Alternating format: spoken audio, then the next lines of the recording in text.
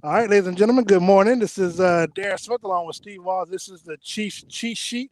We are live from Arrowhead Stadium, getting you all prepared for kickoff today, this afternoon, 3:25.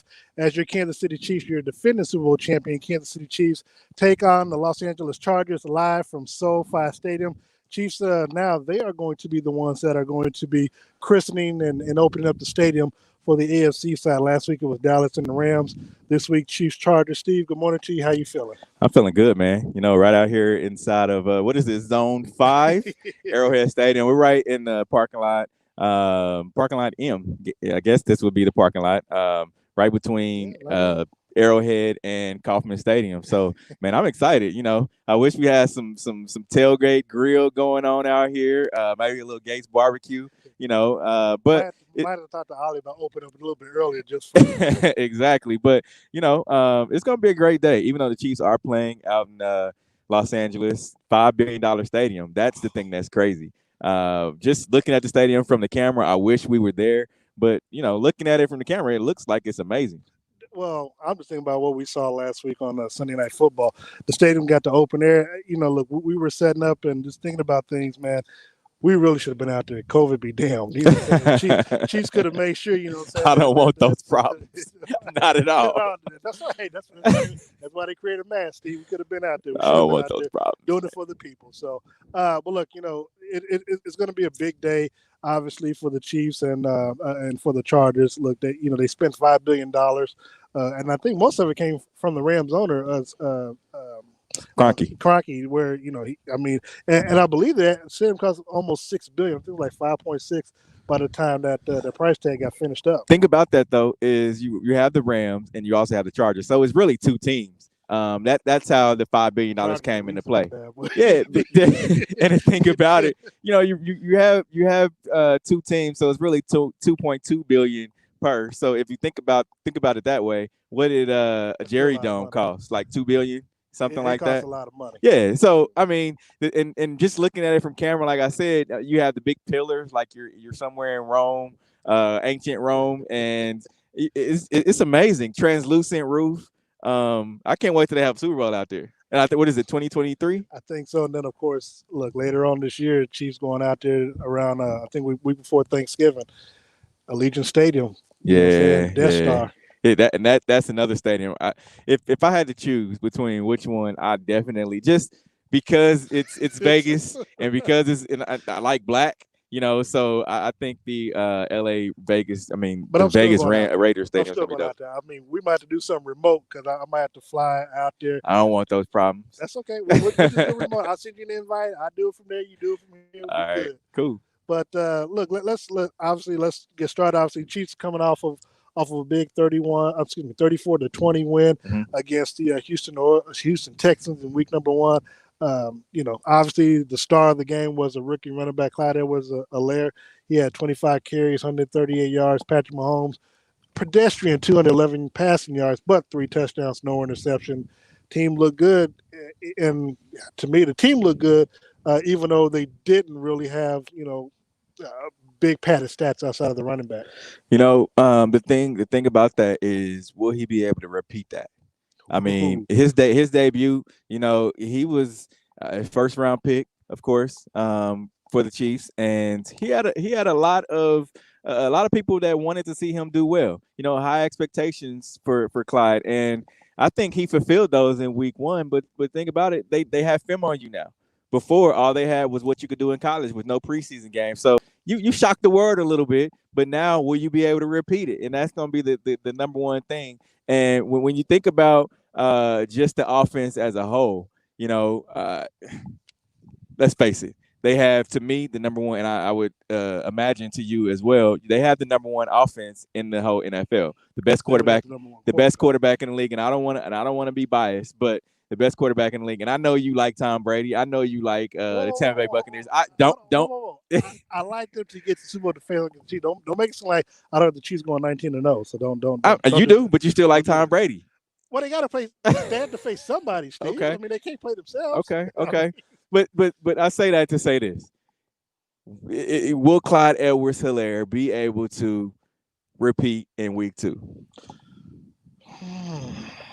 That's a good question. I mean, I don't see why he couldn't. The question is going to be what's the Chiefs' game plan? Because look, like, as Patrick and as Andy said, they they ran their offense considering what Houston, what the Texans gave to them last week. So they were expecting man. They came out in zone that allowed them to run. The thing is, because now they have film on Clyde, Mm-hmm. the question is going to be, what are you going to do? Because they spent a lot of last week doubling Tyreek Hill, so that left other receivers open. But now that you know what this running back can do, he's the leading rusher after week number one. Again, you got to pick your poison. And we have yet to see Clyde in the passing game. I know he was targeted twice, but didn't have any catches in that game. And so, I mean, that's just an added bonus for Patrick. You got, obviously, we'll talk about a little bit. You got Melvin Ingram, and you also have Joey Bosa on the edges, and of course they'll be going up against Swartz and Eric Fisher. So that's going to be matchups and battles within themselves that we get a chance to see. But look, if they can at least sustain those two guys, it could be a big offensive day for Patrick Mahomes, who needs 377 yards, I believe, to be the fastest quarterback to get to 10,000 yards. That's very interesting. Another interesting thing is that they've beaten the Chargers in 4 different stadiums, including Arrowhead. I mean, when you think about it, they beat them at Arrowhead, They did. Qualcomm, the StubHub Center, Yep. which is primarily the Stalker Stadium out in LA. And then they beat them in Estadio Azteca in Mexico last year. Yeah. You forget about that. We were there for that game. No, I didn't forget about that. I was thinking about the soccer stadium because I was looking at 4 stadiums. But yes, they did that. So they beat them in 2 different countries too. Let's keep that in mind as well. So, well, it's going to be big. Now, look, we'll talk a lot about it. Because I'm looking at it, from the outset that you know Chiefs are going to be at a little disadvantage when it comes to the outside. They're going to, they're without the 2 starting cornerbacks, of course, Rashad Breeland because of suspension, Mm-hmm. Travarius Ward because of the injury to his hand, and of course, they do have 2 Pro Bowl type receivers in Keenan Allen and Mike Williams out there. So to me, that's going to be the biggest challenge for Kansas City today, and that's going to be the matchup to watch, especially if you're a fantasy guy or a prop bet guy like myself and Steve. But the Chiefs have also won 9 out of their 10 last games against the Chargers, right? No, they won 11 of the last 12. 11 of the last 12. Anyway, they have the Chargers number, right? And also Andy Reid is hot in September, right? Actually, Patrick Mahomes, I think last 2 years he's undefeated, right? I think he's either 8-0 or 7-0 right now in September games. So that's another, and he has yet to throw oh gosh, I don't want to jinx him, but he yet to throw an interception in the month of September as well. But the Chargers have also they've held Mahomes. Last year he only had 200 yards passing, and he also had an interception last year as well. So I think when you look at today's game, there's so many different ways that you can say, oh, okay, the Chargers will come out and do this, the Chiefs will come out and do that. Lining up to just play the game, anything can happen any given Sunday. Yeah, look, Andy Reid's 13-4 against the squad. Anthony Lynn's only 1-5 against the Chiefs. Mm-hmm. At the end of the day, it's going to come down to coaching. And right now, I trust Andy Reid a lot more than I trust Anthony Lynn, who I like. We got a chance to, I say, get to know him just a little bit more during the hard knocks and stuff, which, builds in a little bias. You're like, man, I don't want to do this to you, but we got to put the L on you. And that's what's going to happen again today, in my opinion, with the Chiefs and the Chargers. The Chargers haven't fared well in the AFC West in the past few years. And that's why I think Anthony Lynn is on the hot seat. Because if you, let's just say the Chargers are last in the AFC West again this year, which, I mean, when you look at what the Raiders are able to have done in week 1, when you look at what the Denver Broncos, I think it'll be kind of a race to last place between the Denver Broncos and the Chargers. I think the Denver Broncos will get there with no problem whatsoever. You think so? Yes. Without Von Miller, you got a coach that has clock management problems. You know what I'm saying? That used to be something that used to be, something that we dreaded with Andy Reid. But Super Bowl title can kind of erase all those good things like that. But that being the case, no. I mean, it's. I don't see him being on the hot seat, one, because you drafted a quarterback with your first round pick, and because of that, you gotta have a little groom. Now, unless the quarterback comes in the middle of the season, unless Tyrod plays bad where you replace him, maybe then Anthony Lynn will get a reprieve. And plus, with this whole COVID stuff, I mean, it's not much you could do in the offseason. So I would give him this grace period this year, and then next year, once their quarterback it becomes a starter, because otherwise, if you replace him, then you still got to replace. You're probably going to replace the offensive coordinator unless you promote him to the head coaching position or the quarterback's coach, or you got to bring somebody else in new, and then he's got to learn a whole new system. So, it's you don't want to be too hyper overreactive, if you're the Chargers, because one, they're cheap as well, so they don't generally like to pay people until this off season when they did Joey Bosa. But here's the interesting thing too about this game. This could be what people call the dreaded trap game, right?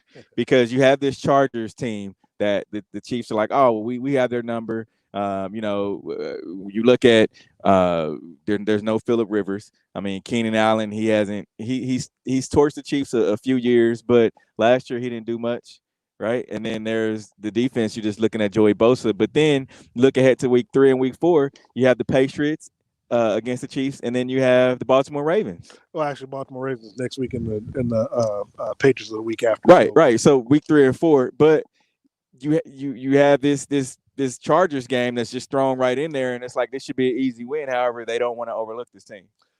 Well, the one thing I'll give Andy Reid credit for in the staff is they don't look past the opponents that's in front of them. So that's the one beauty of this. Now, while it's our job to look ahead, of course, at the Chiefs fare well. And look, we'll talk about this a little bit, but honestly, it could be a trap game for Baltimore because they face the Houston Texans later on today.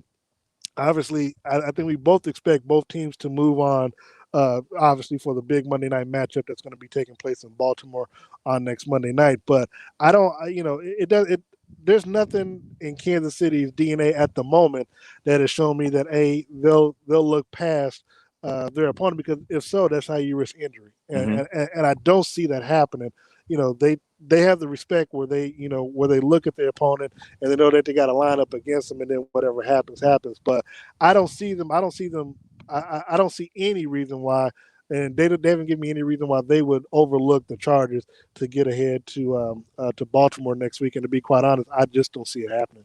I don't see it happening either, but crazier things have happened.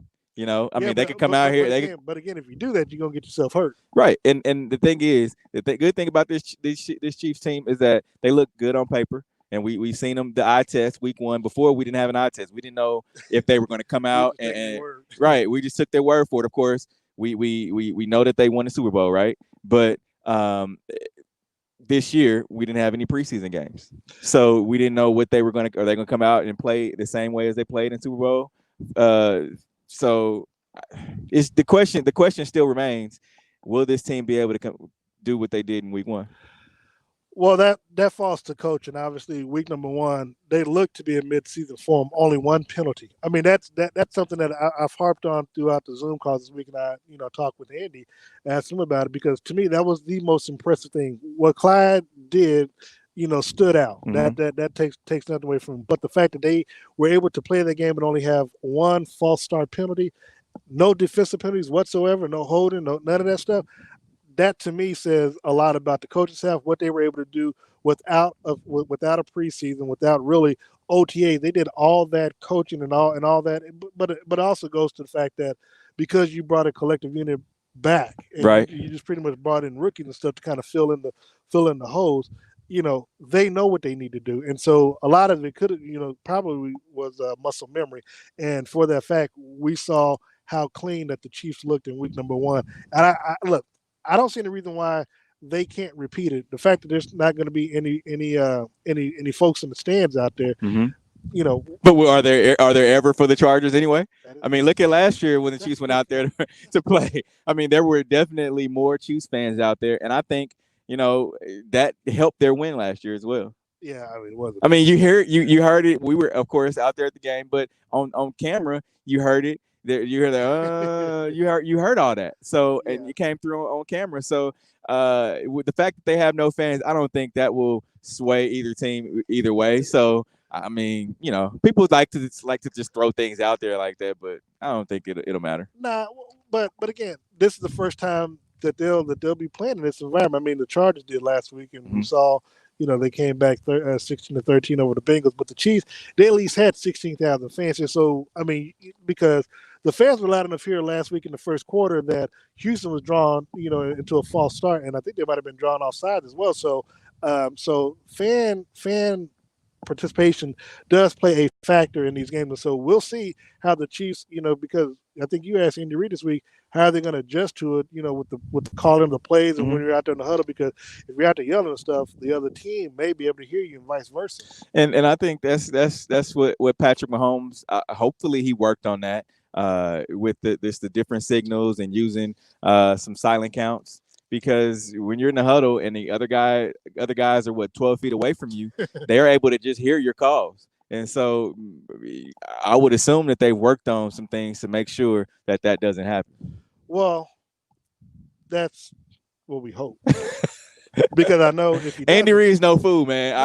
No fool, but I know if he does, I know you're going to ask him post game, Patrick. You told us this and this didn't happen. What happened? And so, yeah, I'm with you. I believe at the end of the day that the Chiefs will make whatever adjustment they need to make during the opening drive, if not the first quarter. So I don't think it's going to be a factor, but because they never played in that type of environment, we still have to wait and see. And we talked about Chiefs fans. We have a couple of Chiefs fans that are walking around here.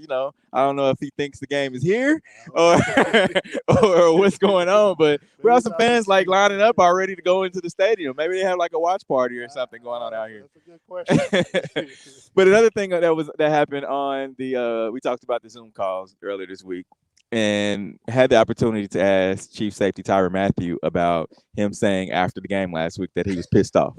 Right, yeah, he was, and as Tyrann, I understood you said that you were pissed off last week. Is that because you weren't content with the win, or is that because you allowed the other team to score? And he basically said it's because he allowed the other team to score, and we wanted to keep them at 7 points. Look, I that's a good point.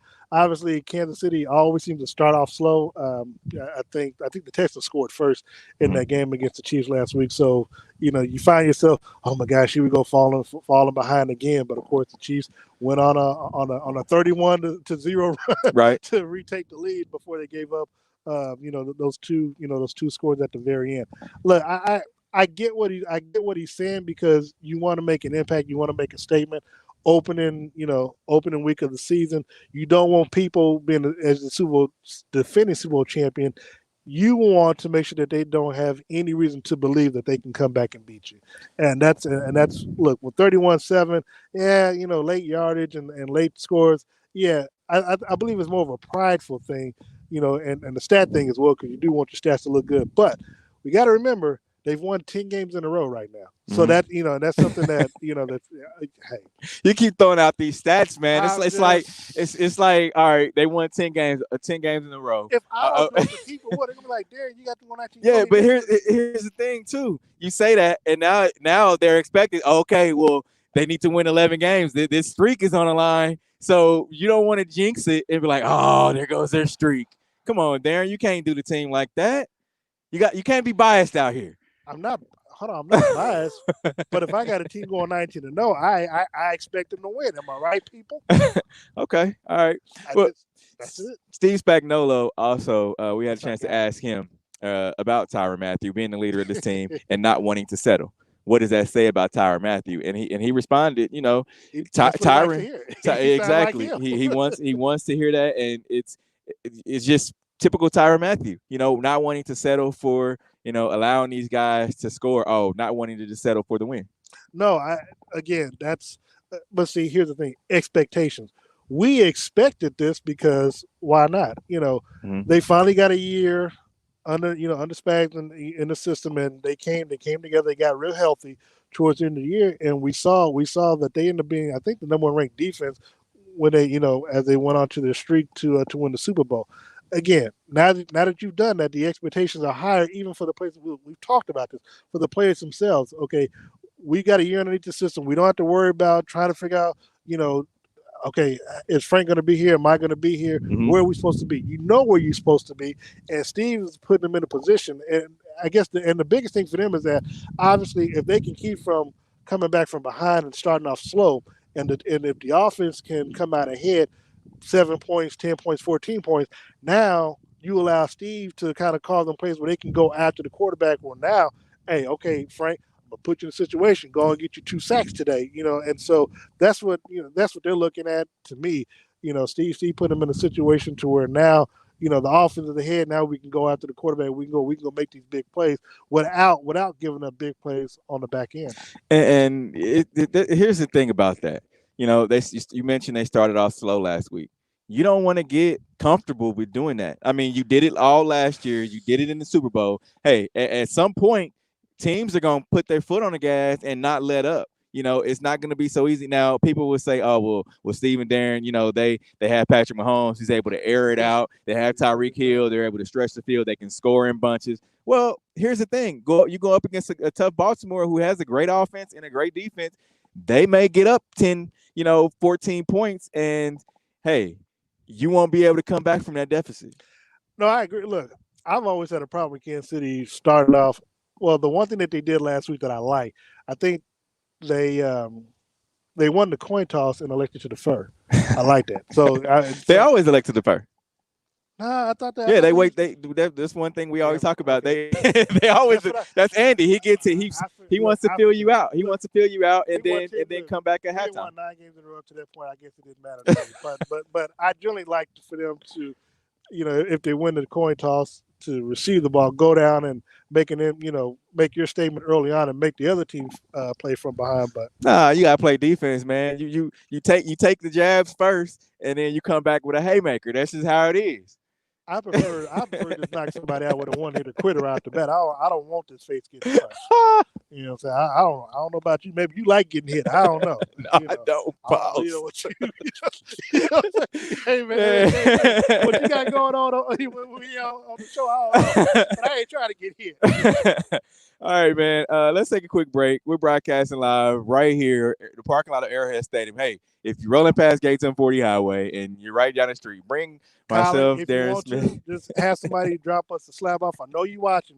Have somebody bring a slab. Bring us some food out here, man. Come fire up the grill. Come tailgate. Bring a TV. Pitch the tent, and let's make a day of it. I did make that suggestion. You did. It's too much work. Gary Hills, I'm gonna need you to have that done. Actually, you know what? I'm gonna tell you. Next time we do something like this, which will be probably next Monday, we need to have Victor Simmons, Isaiah Simmons, there on the. Oh gosh! Shout out to Victor Simmons and the great job that you did on the grill. But we're gonna take a quick break. We'll be back in a few minutes. This is Steve Walls, Darren Smith, pregame cheat sheet.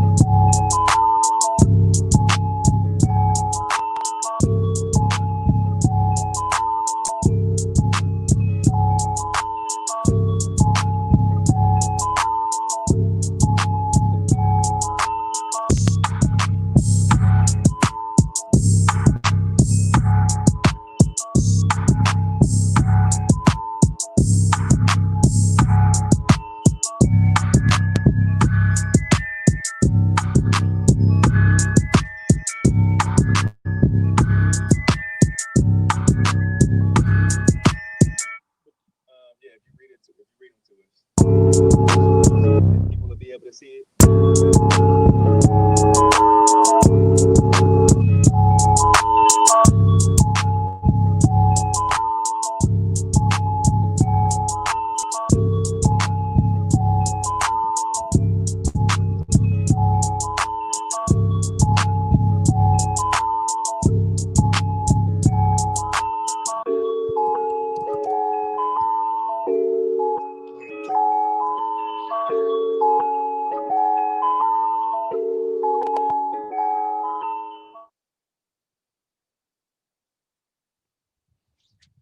All right, we're back.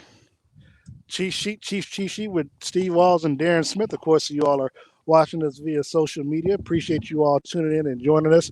Appreciate you guys, because here's the thing. This thing doesn't work without the viewers that view, and I like to get to some comments, man. Well, let's do so, man. Let's let me pull up the little stream here, see who we got. Look, there's a lot of people actually commenting on. So there are people talking about they're going to church. They're going to go back to church and watch it. Hey, here's the thing. Tell Pastor that pray for us while we out here, and say a little sermon. That way we can listen in on what you got going on in church. Well, they can do that. They can also, bring us some gates out here too. You can't skip church to go to Gates, man. I didn't. Nobody said nothing about some gates. What's wrong with you? All I said was, bring us some gates out here. So yeah. All that being said, but no, we got a lot of people that are commenting just Chiefs, go Chiefs. I'm gonna look on our Sports Radio 810 page. I know we got viewers looking at us on there. But look, in the meantime, looking at the Chargers, though, what are we expecting out of Tyrod Taylor? Look, I've said all this week on our various shows that Tyrod he's not a quarterback that's going to beat you, but he's not a quarterback that's going to lose the game for you as well. Here's the thing about Tyrod. The Chiefs defense, they understand what he wants to do, because Spagnuolo is very familiar with Tyrod, of course, being in Buffalo while he was there, right? So he knows his tendencies and what he's able to do. And I don't think Tyrod's going to beat you in the air. However, I wouldn't underestimate his ability to get the ball down the field. We both saw what the line is on both Keenan Allen and Mike Williams. Yeah, no, I mean, and look at it. I mean, Keenan Allen had 4 catches last week, but against Kansas City, he's had 8 catches, 70 plus receiving yards, and a receiving touchdown. So so he can make big plays against Kansas City. Mike Williams, the last time these teams played, he had 4 catches, 75 yards against the Chiefs, and that was, of course, down in Mexico City. Obviously, the key for them is going to be their tight end, Hunter Henry. So, granted, I'm a prop bet kind of guy. I'm looking for him to have a decent day today. Obviously, there's nothing that for me that would put me out there that would think that the Chargers would win in today's game. But but the one player that's going to be key and crucial to them if they were to win is going to be their running back, Austin Eckler, both in the backfield and as a receiver as well. And so you think it was the running back? I think the Chiefs are taking pride, especially Chris Jones, and the other front three and front four that you have that are able to. They want to stop the run, right? They want to get after the quarterback, stop the run. That's their main job. I would more lean towards saying it's going to be with no Brashad Breeland, you mentioned, and no Travarius Ward, that you're going to want to make sure that your cornerbacks, your back end is set, so that way that the receivers don't beat you. Look, Keenan Allen last week, he didn't have an amazing game, but he did have 4 catches, 70 plus yards. So you're going to want to stop him. A lot of people are like, well, Keenan Allen and Keenan Allen's coming into this game with something to prove, because if you remember his tweet earlier this year, well, there's no way that Tyreek Hill should be above me on the top 10 receivers list. Yeah, know what? But you know what? Because of that smoke he's gonna bring, I'm telling you. Look, we all feel that Patrick is going to win another MVP. We feel like he's going to come back, bounce back. And to me, even though he only had 211 yards and 3 touchdowns, to me, it wasn't really an MVP-like performance, but it didn't have to be, because what it showed is that he doesn't have to throw for 5,000 yards, doesn't have to throw for 50 touchdowns for this team to try to win. Again, you want at the end of the day for Patrick and his offense to be healthy going to the playoffs. So to me, if he throws for 3,500, 4,000 yards, and gets 30 to 35 touchdowns, I think that's still good enough for the Chiefs for them to get the number 1 seed, and I think that would still be good enough for him to win an MVP. I say all that to say that for what Keenan Allen had to say, look for a big game today for Tyreek Hill, because players, as we know, they remember things. They kind of write some things down. Saying I think Tyreek might have said something back in return. But if you're the Chiefs, if you're Tyreek Hill, you do your talking to Phil Patrick. Hey Patrick. You know what my guy, you know what this guy said. Don't make, and here's the thing, pride is another thing. Players, knowing if you're going against a quote unquote contemporary, somebody who feels that they should be ranked higher than you, they don't want to get shown up. So you can expect Tyreek like, hey Patrick, first play of the game, let's do a go route. Now, what you want to do with that is you put Los Angeles on the heels right off the bat. So now they don't know where you're gonna come because they don't know if you're gonna stretch the field or if you're gonna hit them with the rookie. Either way, it works to the Chiefs' favor. But I do expect a big game from Tyreek Hill today. I do as well. However, Joey Bosa, that's a man out there, right? Man. He's had he's had a sack in I believe 2 out of his last 3 home games. So I mean, it's not saying much, but if he just has an amazing day, which the Chiefs, look, we know that they have a target on their back. Every team wants to prove a statement. This will be a statement game if Anthony Lynn is able to come out and beat this team. This is when he's able to go back and go back to ownership and say, "Hey, I beat this Chiefs team. I don't know what everybody else is doing in this division, but I know the Chargers team that I coach, that you guys have me on the line for, is we beat this Chiefs team," and that's what he wants to be able to say. Yeah, he wants me to say that I'm gonna do everything I can, Jedi mind trick, to make sure that doesn't happen because I cannot afford to. One, I can't afford to come into our post game tonight or tomorrow and have you and everybody else ragging on me about them going 19-0 and they come out 1-1. So I don't. Please don't let that happen, Jesus. But all that being said, no, it would be a good win for Anthony Lynn if they were able to do that. Obviously, Joey Bosa, Melvin Ingram. And of course, he had 2 tackles for a loss and a sack last week. Melvin Ingram had his 3rd career interception last week. So look, Patrick cannot get sloppy. But again, when you have a starting lineup of Tyreek Hill, are you going to double him in this game or what? If not, you got Sammy Watkins. Are you going to double him or are you going to play off of him? If not, you got Travis Kelce. What are you going to do about him? Because again, Patrick has enough secret weapons out there where, again, for me, I don't have any problems with Kansas City between the 20s because that's where the big plays and you can make things happen. My only concern with the Chiefs is when it comes down to, the red zone and the goal line. They struggle with that because you don't have that much space to work with. Again, to me, once they can get that part of their game figured out, sky's the limit for them. And that was a huge question. In the Chiefs Zoom calls last week, Clyde Edwards-Helaire got down in the red zone and wasn't able to get in on three tries. So he said that there's definitely some things. Coach McCollum, the running backs coach, he said there's definitely some things Clyde has seen on tape. Everything isn't just peaches and cream of watching film and hey, all these accolades that you got in the first game, right? So. But they've worked on things this week, and I think Andy Reid has drawn up some stuff to make it a little bit easier for Clyde to be able to get into the end zone. First of all, I laugh because Andy Reid's always drawing up something with this offense. But I will say though about what happened last week, the 3 times Houston, they still they get paid as well. They had a lot of pride. They already let the rookie. They didn't want on the goal line to have a rookie running back on 3 straight time. I think that was more. I think that was more of the Houston Texans than it was the Kansas City Chiefs because, pride played a part in them making sure that kid did not get into the end zone. So I don't want to take anything away from what Clyde did that game or what they were even trying to do on the goal line. But I do want to make sure that the Texans get a little bit of credit for what they did because, again, because we saw Thursday night where Cleveland couldn't get in from less than a half a yard on the goal line. So, so sometimes when you get down there in the trenches, the other team have a little pride as well. So they do get paid. And I don't want to take nothing away from them in that regard. One positive thing, and I want to go back to this real quick, is you mentioned, and we say this every week, pick your poison, right?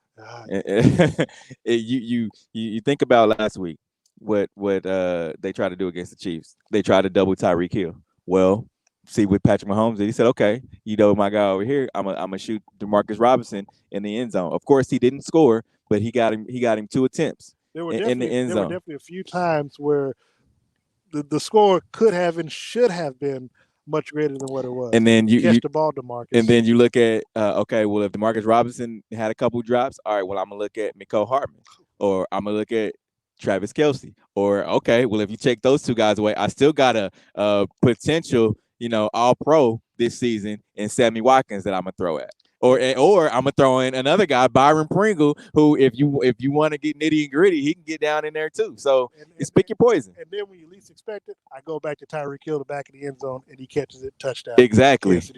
So you can go out there and double these guys if you want to. And Patrick can still run. People forget he can run. if you didn't see what he did against the Houston Texans in the AFC Championship game, the man can run. But shh, don't tell nobody. We'll keep that our little secret. Disrespect Patrick if you want to. See what happens. But you mentioned run. Clyde Edwards-Helaire. I mean, now that people know, oh, well, he's a legit threat. And I said this coming, and I don't want people to at me for what I said earlier in the offseason. I said, hey, Clyde Edwards-Helaire, he's a top draft pick, first round, but the Chiefs are like, they still have to prove that he's able to run the ball. If I'm a defensive coordinator on another team that the Chiefs have to play, I'm gonna say, hey, I'm gonna let Clyde Edwards-Helaire show me what you got. I'm gonna try to take away your receivers. I'm gonna put 5 DBs out there, and I'm gonna make them run the ball and see if he's able to beat me. Now you're not able to do that. Look,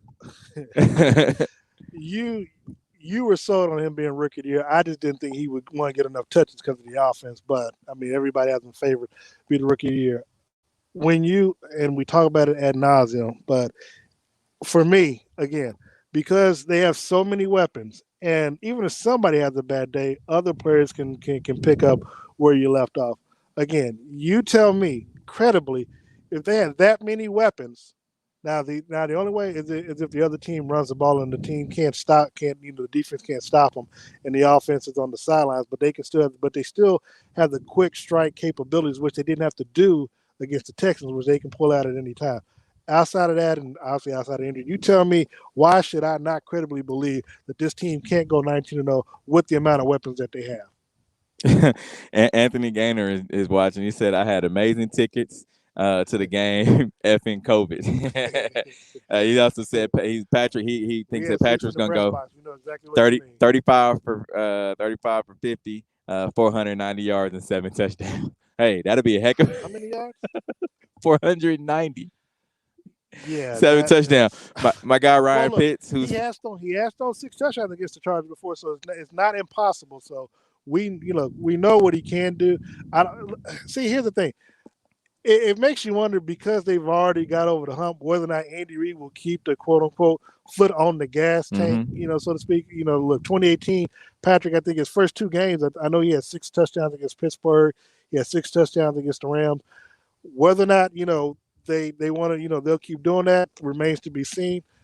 I hope he does. I mean, for prop bet stakes, I hope he does. But you even have people that are from California, right? My guy Ryan Pitts, who's head track coach down at Baker University, my alma mater. He said Chargers are trash. Go back to anywhere but LA.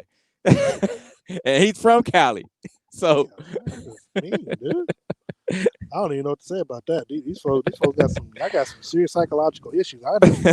But as we always say, wear a mask. You wear a mask, and we be able to fill up the stadium soon. Yeah, but you know what? Looking at this game though, what would you say that is going to be the X factor for the Chargers to win? Oh, for the Chargers to win. Tyrod Taylor's going to have to play outside of himself. He's going to have to do things that he doesn't normally do. I mean, we saw how bad they struggled against the Bengals last week. He has to have a hell of a game. He has to have a career game, and he has to not be afraid to challenge to stretch the field, especially with his wide receivers. He has Pro Bowl wide receivers. He needs to take advantage of it, but he needs to not be afraid to throw the ball. If you make a mistake, fine. You make a mistake, but come back. Don't be afraid to challenge. Don't make that. Now, granted, you're asking somebody to play outside of himself and maybe do something that he doesn't normally do, but to be the Super Bowl champion, you're going to have to do those type of things. And so that's what I think he's going to need to do. I think if Tyrod, is not afraid to stretch the field, Mike Williams, gets maybe 2 touchdowns, 150 yards. That's the line. If you guys don't know. I mean, if he does that, then, and they don't win, I'll be okay with that. I would too. We'll be really okay with $2,500 richer. I will put that out there. No, I'm letting people know. Hey, if you want to go and bet the line on Tyrod Taylor, 2018 defense to show up today. Right. Just come away to win, but exactly. But let these wide receivers get a couple of good things. But that being said, if he can do that, Austin Eckler, I think Austin Eckler has to play a role both on the ground and in the air. For Tyrod. Again, Tyrod is he's gonna need every bit of 300 to 350 yards passing to beat this team. And then Eckler is going to have he's going to have close to 80 yards because what you're going to have to do, the only way to really beat Kansas City is you're going to have to force Patrick into some turnovers or get maybe, fumble the ball or force turnover. But you're also, at the end of the day, you're going to have to keep that offense on the sidelines. And the only way to do that is ball control. You're going to have the ball 35, 40 minutes for that to happen. I'm gonna tell you right now, this is my X factor, and this is for them to win this game, you're gonna have to score more than 16 points.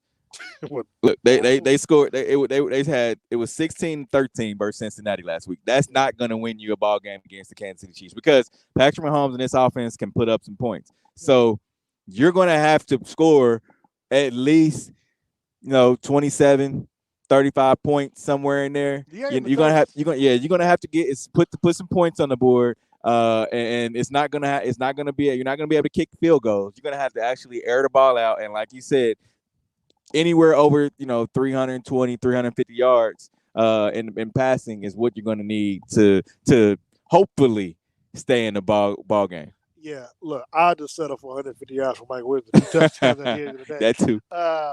But no. I mean, no, that's a valuable point that you brought up. I mean, but can they do it? And it's just hard for me to see that happening. At the end of the day. Now, look, because I know we want to pick some of these other games. Mm-hmm. I do want to ask you, for you, what's the X factor in this game for the Chargers to win, and then we'll, of course, X factor for the Chiefs. No, it's just what I just said. It's the air the ball out. I mean, Tyrod Taylor cannot allow this team to only score 16 points. And you got to be physical with the Chiefs rookies. And the thing about it too is they're going to have to make Patrick Mahomes turn the ball over. Yeah. Can't have a good video out here flying around now. They're gonna have to, play a great defensive game. Yeah, and I don't want to say shut the Chiefs down, but you're gonna have to shut the Chiefs down if that makes sense. You're gonna have to make Patrick Mahomes turn the ball over. And I would say an interception, a fumble, something has to go your way in order for you to win this game. Yeah, and obviously you definitely want to try to make the rookie fumble the ball when he's and it's not that they can't do it. We just have to wait and see. But here's a lot of what teams try to do is they try to get into a shootout match with the Chiefs. and that's the thing that you cannot do. Get into a shootout with this team is you gotta have the weapons too. Some teams can do it. Right, like Baltimore. Yeah, well, see, Baltimore's going to do more of their stuff on the ground, but Lamar Jackson, he can't throw. Look, had the Texans had DeAndre Hopkins, they probably would have tried to air it out more. But not too many teams that can go, in the air against Kansas City right now. I would say maybe the Saints, the Cowboys, if they, if they were to get things on track, could probably do so. But and maybe Aaron Rodgers would just because he's Aaron Rodgers. Hold on, don't forget about them New Orleans. Not New Orleans Hornets. The Saints. The Saints. I'm going to say. Okay, I was about to make sure. It kind of went over my head, but don't forget. Okay. But for the Chiefs, what's the X factor in the game for them besides walking on the field? But I would say you're going to have to continue to do what you do. Patrick Mahomes, continue to air the ball out. Don't fall into the trap of trying to slow the game down, right? Because that's what the Chargers are going to want to do. They want to eat up a lot of clock and try to slow the game down. Get out there and do what you need to do. And Andy Reid, don't try to just make it simple. Continue to keep your foot on the gas. And that's the thing about Andy Reid. Last year, he came in, we thought that he would, not put his foot on the gas. Once he gets up, he seems to kind of like, all right, okay, well, I can just try to run the ball now, or I can try to do this and do that. No, keep your foot on the gas, Andy. Do what you did to win the Super Bowl. What I like, and I keep comparing this team to 2007 Patriots, and look, nobody was thinking that they were going to go undefeated, all the way up until and through the Super Bowl. But what they did was Bill Belichick knew with that offense, he wasn't taking any chances. Like I don't know if it was against Miami, but it was a couple of times in that season they scored 50 points in the ball game. Bill, and they were like, Bill, why you do this? Because a team can always come back. Mm-hmm. You don't want to take any chances. Again, the biggest thing, and this is in all honesty why I say they go 19-0, because you can't talk that dynasty talk without doing something that's dynastic. Mm-hmm. Now, we don't know if you're going to win 2, 5, 7 Super Bowls or whatever. You do one game at a time, right? And you go with what's ahead of you. But if you want to build a lasting legacy, something that people will never forget.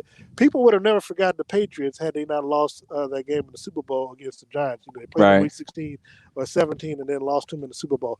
They win 18-1. That's still considered the greatest team, but because you didn't finish it off. So what can you do? How can you say? Because look, other teams have won 2 Super Bowls back to back. The Patriots were the last to do it, and then of course the Broncos doing it in the '90s. Yeah, you can win it back to back. And to be honest, the Seahawks should have won it back to back too, but that's another story itself. Right, no beast mode. Yeah, no beast mode. But winning it back to back is special, and exactly. Yeah, you'll go down with other teams. But how do you win it back to back? If you go 19-0, you become the greatest football team ever. And I was the only one that would have picked him to go 19-0 across the whole sports landscape. So, Sports Center, Kansas City Star, all y'all that be trying to, nobody had them go 19-0. Yeah, don't think I ain't watching you. But it's easy to just say, they're gonna. But here's the thing: you did it last year, and they're gonna go 19-0. Well, it's easy to say, this team will go 19-0. Why? Because they won the Super Bowl last year, and last year you just throwing a dart in a dark room and trying to hit the target. Hopefully, you're gonna get a target. First of all, don't come at me like that because you did. No. Because we saw them up close. We saw them in Jacksonville scoring 40, 43 points when Tyreek went down. I said, damn, because initially I had them go 12-4, but then I said, well, wait a second now. If they score this many points and Tyreek is out, he's injured, and they can still score 40 like this at will, and the defense is going to be better than what they had last year, yeah, I didn't see no reason why they couldn't. Now, obviously, you got to account for injuries. They get injured, obviously, all bets are off. You know what I'm saying? If Patrick goes down again and he's out for 2.5 games and they go 1-2. There you go again. No. I'm saying then, yeah, obviously, but if they lose a game, it happens. But I'm saying if the Chiefs are at full strength, I don't see them losing. Here's another thing to look at, and we just got this from Adam Schefter. He said that Chiefs coach Andy Reid will wear the same face shield he wore for Kansas City's regular season open, but the Chiefs equipment manager Alan Wright has secured and deployed a product that hockey players use to defog their masks, Reid said over the weekend. So Reid is expecting to have better visibility in Sunday's game against Chargers. Well, first of all, they're in almost a dome-like place, and you're not going to get the same condensation, not rain. Right. So, right. Yeah, I mean, that's – okay, so what? I mean, but it was just funny because it was funny last week because again it's raining, and so yeah, the thing is going to fog up because of the weather. But you're going to be in sunny LA at 1:00 in the afternoon.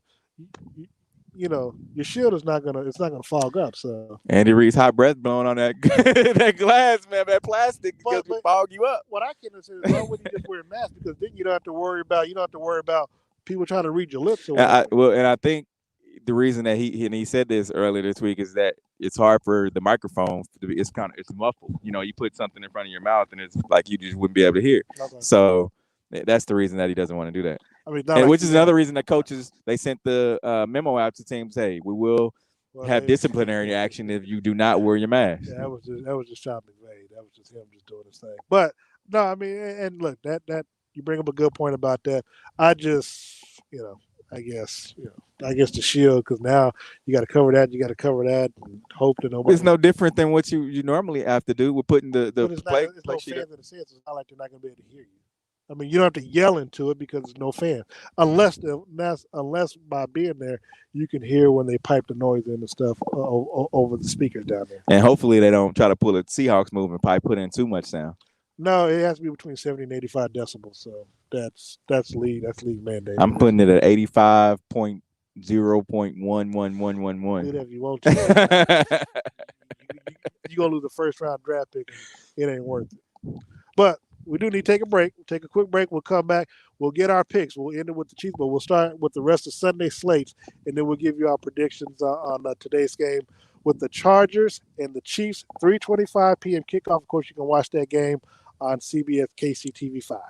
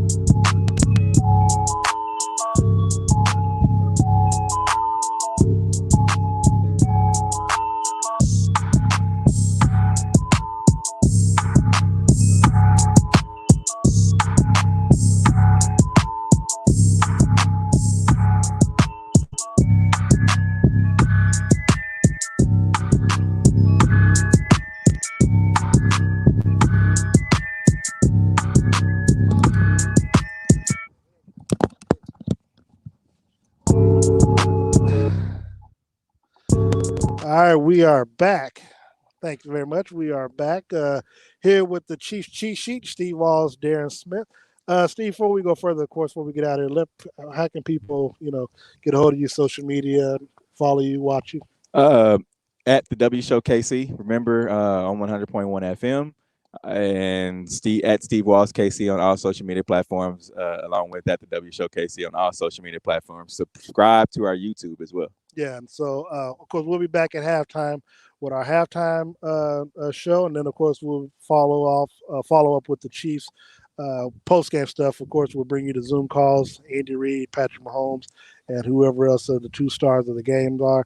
And then we'll probably do a post game show as well. Of course, so you can join us tomorrow night on the Red Hour at 6:30. Myself, Steve Walls, DJ Q, and Sean Tyler will obviously bring you post game stuff for the Kansas City Chiefs and get you ready for, of course, the Monday night matchup tomorrow as well. But Steve, we got games to pick today, man. We do. And so we're going to start off with Jacksonville Jaguars at the Tennessee Titans, man. How you see this game going? Who you got winning? Who? You know what? I wish I had my picks that we did earlier this week because you remember who? Oh, so all right. Well, okay. So let me see. I believe I had the Tennessee Titans winning this game. You did. And yeah, I had the Tennessee Titans winning this game. I think Derrick Henry's gonna come through and have a huge game. Yeah, I got Tennessee Titans winning this game as well. I think the whole thing about Gardner Minshew and his what he's done so far. Yeah, I mean it was cool. I mean Colts were. You had Phillip Rivers. It is what it is. But at the end of the day, Tennessee Titans, all else failed, just get the ball to Derrick Henry. And I think Jadeveon Clowney is going to have a good home debut for the Titans. Next up, Steve, let's see what we got here because I got this kind of out of, the New York Football Giants at the Chicago Bears. Now, we saw what the Giants looked like Monday night. Saquon Barkley only had 6 yards, 15 carries for 6 yards. Obviously, Tiki Barber came out strong against him this week. Barkley says he'll use that as motivation. I don't think it's going to matter at the end of the day. I like the Bears at home, and not because of Mitchell Trubisky. I like it more so for the defense. I think the team won in spite of Trubisky last week with that defense. But all things being said, Bears over the Giants. I like the Bears as well. Trubisky's coming into this game with a lot to prove, right? A lot of people, fans included, are saying, hey, we don't want this quarterback on our team. So he's coming in and saying, hey, I think that I should be in the NFL, and I'm going to show you why. So I got the Bears over the Giants. All right. Hate to see. Hopefully we won't agree on too many of these things right now. But also next up, we have the Detroit Lions at the Green Bay Packers. Of course, Packers came off of a 43-34 win against the Minnesota Vikings last week. The Lions, of course, they lost to the Bears 27-23. I got the Packers winning just because I don't care for Matt Patricia. I don't really need any other reason than that. I like Detroit. A lot of family in Detroit. However, I don't like the football team. And I don't like them to win in today's game, right? Because Aaron Rodgers, it's hard to go against Aaron Rodgers. Aaron Rodgers last week, 364 yards, 4 touchdowns, 32 of 44. You can't go against that. It's going to be hard to beat. So I got the Green Bay Packers. What I like about the Packers, they're a sleeper because Aaron Rodgers said in the offseason, nobody's talking about it, feel like they're underdog. Of course, they went to an NC Championship game. But what I like about him is based off of what the team did, drafting the quarterback first round, Aaron Rodgers is pissed off. A pissed off Aaron Rodgers is a good Green Bay Packers team because he feels like he got a chip on the shoulder and he has something to play for. And I think somebody I was talking to on the show last week talked about how he could easily win an MVP this year. So we'll see how the season unfolds. But we both Chiefs fans may have something to say about that. That as well. The game. Let's talk about this one. Minnesota Vikings at the Indianapolis Colts. again, Phillip Rivers being the quarterback that he was 36 to 46, 360 yards, one touchdown, but as usual, multiple interceptions, two interceptions in that game. Kirk Cousins, 259 passing, two touchdowns, one interception. I like the Vikings with their defense on the road because you feel like you got a chance to force Phillip Rivers into some multiple turnovers, and I think that's what's going to happen today, and why the Vikings will end up beating the Colts on the Look, road. I like the Vikings in this game because, of course, Rivers, Crimea Rivers is gonna be Rivers. He's gonna throw interceptions. He's gonna try to do too much. And Rivers hasn't changed his tune since he was in San Diego. So I mean, yeah, it's hard to go against the Vikings in this game. Adam Thielen's gonna have a great day, and Dalvin Cook as well. And maybe T.Y. Hilton will have a decent game, Yeah, there, true. That too. next up, we got the Buffalo Bills at the Miami Dolphins. Look, Ryan Fitzpatrick did not have the Fitzmagic going last week against the New England Patriots. And look, the defense kind of making me waver about my pick for tonight's game, but they forced Ryan Fitzpatrick into three interceptions last week, Mhm. so we know that the Patriots can get after him. But with this team, Buffalo, they have one of the best defensive backs in Tre'Davious White, and so he's had an interception two of the last three games against Miami. I like Josh Allen. I like the Buffalo Bills. Big, I think, by at least two touchdowns in this game against Miami. I like Miami in this game. I think Ryan Fitzpatrick, he's if you look at what he's done over the past couple years, he started out very slow, right? Even last year, and then he tried to turn it on at the end of the season, which by then it was too late. But the Chiefs fans won't say that because that's how the Chiefs, got home field advantage in the playoffs. Right. So I'm going with the Miami Dolphins in this game. Hopefully, Fitz Magic is able to have more than 191 yards than he did last week. Knock on wood on that. Next up, 49ers at the New York Jets. Now, the 49ers are going to be without George Kittle. They ruled him out. He had suffered a knee injury against the Arizona Cardinals next week. I got the 49ers winning big over the Jets. It's nothing about Adam Gates or anything that they're doing. Of course, Le'Veon Bell is out. I don't know if I can't remember if he's out for the season or not, but he's out. Frank Gore is going to play. He's playing against, I believe, his old squad. So, team that he started with the 49ers. But I like 49ers to bounce back as the NFC defending champions against the Jets in this game. San Francisco is the sexy pick for this game, right? I mean, that would be who everybody thinks. Okay, Richard Sherman, he's out he's on the IR as well. Right, but Jimmy G, he's not the Jimmy G of last year. Just by looking at what he did last week, I mean, he had 259 passing yards, yeah, but he's just not. He doesn't do it for me. No George Kittle. That's his safety net. They're playing against the Jets. I say all that to say, I think the 49ers is going to win just because I don't believe in Sam Darnold. He had 215 yards last week and a touchdown, but it's 49ers. All right, Los Angeles Rams at the Philadelphia Eagles. This game is on the road for the Rams. Early game kicks off at noon. I like the Rams in this game against the Eagles. Look, Carson Wentz could surprise us, but the way he played last week, and that team giving up those big plays at the end, 2 touchdowns, 2 interceptions. I see with Aaron Donald, what he did against Cowboys last week. I see him duplicating that. I don't see Jalen Ramsey in a position where he's going to get called for pass interference or anything again. So I like the Rams big in this game against the Eagles. I like the Rams in this game as well. You think about what Jared Goff did last week, 20 of 31, 275. So I like them in this game. All right. Next up, the Atlanta Falcons at the Dallas Cowboys. Steve, who you got in this game? Why? Normally you've been saying so you want to hear? Okay. All right, here it is. Dallas Cowboys, I think Dak has to, and I've been saying this, Dak has to come into this season with a lot to play for. He's trying to play for money. He's trying to play for a big payday. He's seen Deshaun Watson, he's seen Patrick Mahomes all get deals. He wants to get his money. I think Dallas is going to come out. Dallas is going to come out and win this game. However, Julio is going to have a huge day. Matt Ryan, he's not the Matt Ryan that we saw before he got his deal a few years back. So last week he was 450 yards. Yeah, 450, but they lost. right? so when you catching these L's, I think they fall right behind one another. So I think Dallas is going to come in. Zeke's going to have a huge day too.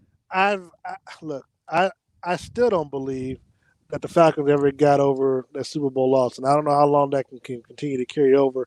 But I still don't think mentally that they've been the same ever since that loss.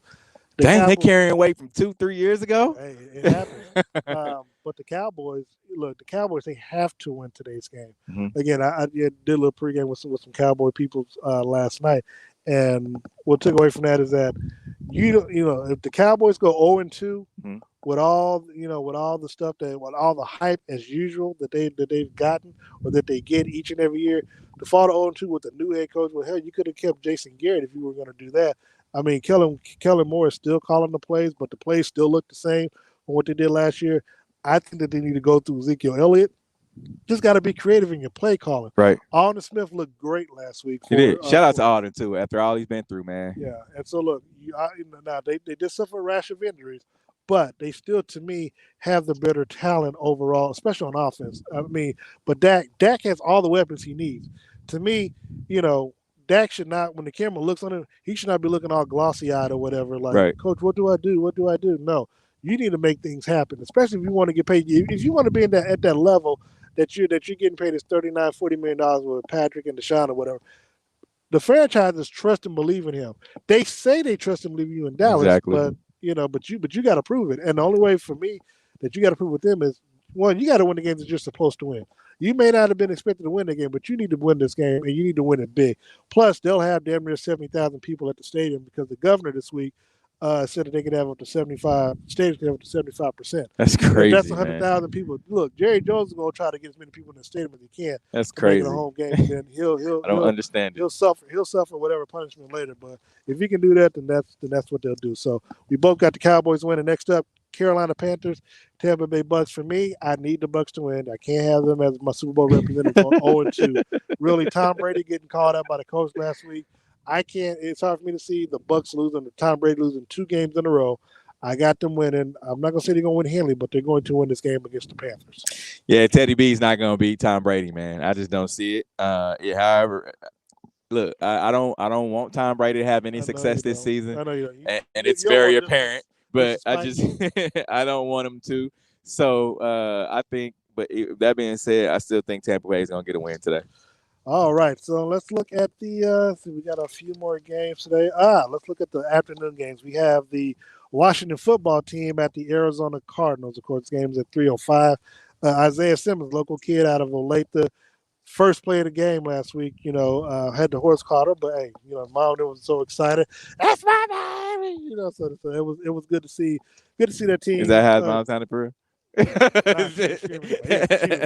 She was very much excited. But the good thing about that is that they actually have a good team, both offense and defense. The addition of DeAndre Hopkins is going to pay very high dividends for Kyler Murray. Of course, I think that extends Larry Fitzgerald's career another year. Kenyon Drake, he has 60 yards and a touchdown. The only thing that scares me about this offense is that Cliff Kingsbury and the way he calls these plays, Kyler Murray scrambles around and stuff. And sometimes it's like, dude, I can see him taking a massive hit that he shouldn't have to take because of that line protecting him. But I do like Arizona at home. Washington football team played a great game last week. They came back to win against the Philadelphia Eagles 27-17. Ron Rivera is a good head coach. But if you ask between Dwayne Haskins and Kyler Murray, Antonio Gibson or DeAndre Hopkins or Terry McLaurin, I got to go with Arizona all day long. Look, I'm going with Arizona as well. They won tremendously with the addition of DeAndre Hopkins. Yeah. Right. I mean, Larry Fitzgerald, he's an All-Pro. He's going down into the NFL Hall of Fame, first ballot if it's left up to me. So it's Kyler Murray wants to make people a believer. And he's going to do that, and I think this is going to be another week where he's going to be showing what he's able to do. All right, next up we got Baltimore Ravens at the Houston Texans. I know we're a little over time, so I'll just say, I love me some Deshaun Watson. I don't normally pick against him, but I know you thought this would be a trap game. I got Baltimore winning this game. I think Baltimore has to go into the game against the Kansas City Chiefs 2-0. Oh, they have to. I don't see the Houston Texans losing two in a row, man. I think they went back down to Houston and they figured out exactly what they needed to do to win. And I Yeah. think they're not playing Mahomes. They Deshaun, they're able to slow the game down a little bit, which is what they wanted to do last year. And Will Fuller's going to have a heck of a game. I want to look at the night game before we end off with the Chiefs, Patriots, Seattle Seahawks. This is, of course, a rematch from when they, you know, played in the Super Bowl. I believe it was Super Bowl 49 or 48 that they faced off against one another. Belichick is 3-3 against his team. Carroll's 3-1 against them. The only game they lost was, of course, in the Bless Super you. Bowl. So that being the case, I have the Seahawks winning at home. I think this game is going to be real close. I think Cam is going to, people were concerned about the 15 carries that he did last week, but Cam is in a new system. He wants to prove a point. I think he still wants to prove that he's still that guy. I think he's going to do whatever it takes that's needed to win. So if he has to run 15 times and throw for 250, 300 yards, I think he'll do that. I don't see him throw for 400 yards. He's only done that 3 times in his career. But I think it'll be a close game. I think Seattle will figure out a way. I like their defense. Jamal Adams with the sack last week. I think he's been a great addition. He and Bobby Wagner. That defense is going to be solid. I think it's going to be more of a defensive matchup than anything Russell Wilson or Cam Newton does. But I think this is a game that's made for prime time. You got two Super Bowl winning coaches. You got a quarterback that played in the Super Bowl. You got a quarterback that's won a Super Bowl. You got defense. This is going to be a good matchup. But I got Seattle winning. With that being said, I think New England's going to do it. I think New England's going to come in and win this game, and that because Cam is another guy like Cam. Kyler that wants to prove himself that he still has it, right? He who wants to show everybody that, hey, I can come in here and I can replace Tom Brady and take these New England Patriots to the promised land. And I think people are riding behind him. We heard Bill Belichick said, we've heard his teammates said, hey, we're following behind Cam. He's shown us throughout preseason, training camp, and throughout the summer, if during his workouts, that Cam is a guy that we're going to go with and we're going to follow him and run through a wall for him. Yeah, nah, I'll be honest. That's the only game that it would not surprise me if New England upset or won that game. So I wouldn't be necessarily upset, but I could see them still winning. All right, final game, of course, Steve. We got the Kansas City Chiefs at the Los Angeles Chargers. Again, 3:25 kickoff on CBS.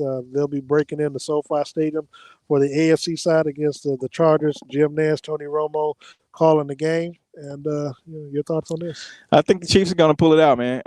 If I had to give a score prediction, I would say 41-27. And that's Okay. that's the score. I think that the Chiefs are going to have a huge day in the air. Clyde Edwards-Helaire will have over 100 yards rushing. However, I do think that Patrick Mahomes will turn the ball over. He will throw an interception. Joey Bosa is going to have a Joey Bosa type day, but the Chiefs are just going to be too much. And you're going to see why we always say pick your poison, because they're going to try to take away Travis Kelce. They're going to try to take away Tyreek Hill. Sammy Watkins is going to have a huge day as well. Well, I'm gonna disagree with you on Patrick with the turnover because thus far 2 years he's yet to have a turnover in September. So don't go trying to jinx him. I'm not But calling a spade a spade. Okay. Well, all that being said, I got Kansas City. I've already predicted I got them winning 38-13 over them, but this is before I did my prop bet, so now I need to at least be 17. At least I need Mike Woods to get 2 touchdowns, 150 yards. All that being said, I got Kansas City winning 38-17 now against the Chargers.